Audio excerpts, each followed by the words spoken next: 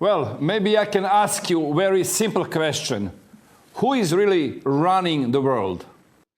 Yeah, so that is exactly what we found, and it is quite difficult for people to understand at first, because we have to understand there has always been, and this is important for the people, they need to get this in their mind.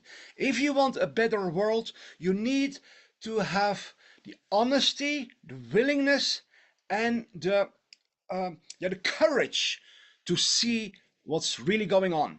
If we are going to live with our heads under the sand, with our eyes closed, our ears closed, because the reality is too confronting, then we will stay in our same situation. But we are not alone. Everyone who says, I'm going to listen to the truth, I'm going to open my eyes, I'm going to start understanding, you will be part of the greatest movement in all of human history, where hundreds of millions of people, soon it will be billions, in every single nation around the world is literally waking up and understanding, why is there so much wickedness and evil in this world? Why is everybody suffering? Why are so many people sick? Why is healthcare not working? Why is the food that we eat so poisoned? Why are they spraying toxic chemicals in our skies? Why are the oceans so poisoned? Everything. Why is the government so corrupt? It is because all throughout history there has always been people with a lust for world domination. This is just plain old history. Everybody who reads the history books can see that. But for some weird, absolutely ridiculous reason, in our time, many people say, oh, there's no agenda for world domination. I'm like, haven't you ever read one single page of world history? Human history is a sequence of nothing but world empires. The Roman Empire, the Greek Empire, the Chinese Empire, the Spanish Empire, the British Empire, you name it. They all try to rule the whole world. But now we are entering a phase in human history where the current entities who have been trying to impose world domination are being exposed. And I believe that a new era emerge. So who are the people in our time? 2,000 years ago you had the Romans. After that you had the Spanish Empire. I mean, but who are they today? Today it is basically a continuation of the British world empire. In the 18th century, the British, they conquered vast areas of the world. They literally owned Australia, New Zealand, South, 15 other countries, Africa, India. They have their hand of control through corruption, through blackmail, through bribery, all kinds of occult operations. They have their hand of control in almost every world. The British elites, they operate from what is called city-state. A sovereign city is a small area that is not submitted to the laws and the jurisdiction of the land. Vatican City State, World Economic Forum, Gavi, Bank for International Settlements, Washington DC, and then you have the city of London. All these are small. The city of London is 1 square mile in the heart of London. That is the financial headquarters of the entire world. Headquarters for worldwide Satanism is the headquarters for worldwide child trafficking operations. It's the headquarters of Freemasonry, and so on and so on. The city of London is surrounded by 14 statues of a dragon,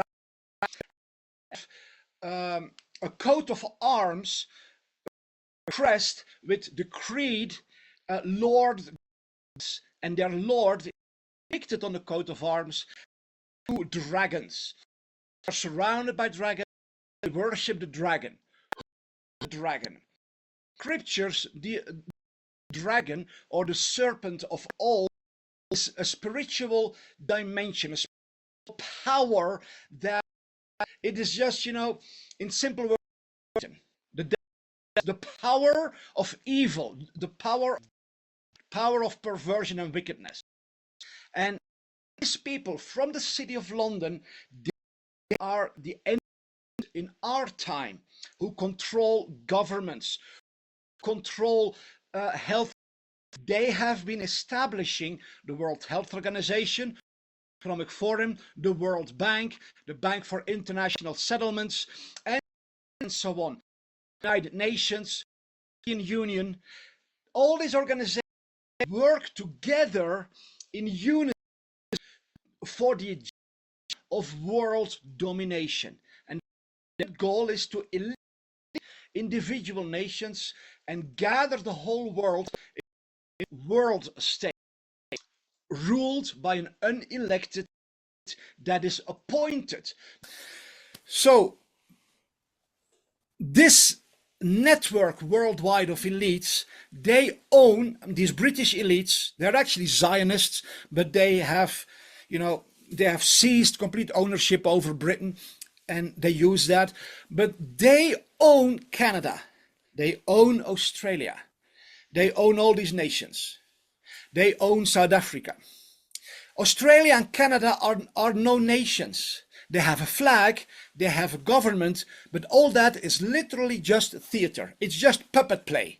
The flag doesn't mean anything, the constitution is void, the whole parliament is just a bunch of idiots who don't know what's going on. They are literally, legally on paper, they are just the private property of the city of London. That's as simple and as clear as it is. Now Trump is saying that he will make Canada part of America. Canada will become the 51st state of America. This means something indescribably powerful. It means that they have effectively defeated the entities of the city of London. They have conquered them. Otherwise, he would never be able to say, we are going to make Canada part of America. That means that he's taking that nation from the elites and adding it to America. They have done things behind the scenes that are so profound that it's literally delivering the entire world. And Trump has wished Happy New Year to Australia, and he said Great Britain is going to be liberated as well. And they're now talking about South Africa, saying all the horrors happening in South Africa where the government is taking land of farmers. They're slaughtering all the farmers. Trump said we are going to act there as well. So the fact that he's making these statements, he can only say this if they have already defeated these elites behind the scenes. And how things will play out in the coming years and decades, nobody knows. But it is clear that the creator of all life has a plan to save this world through people who have been asking for God's help for decades. And now it's happening.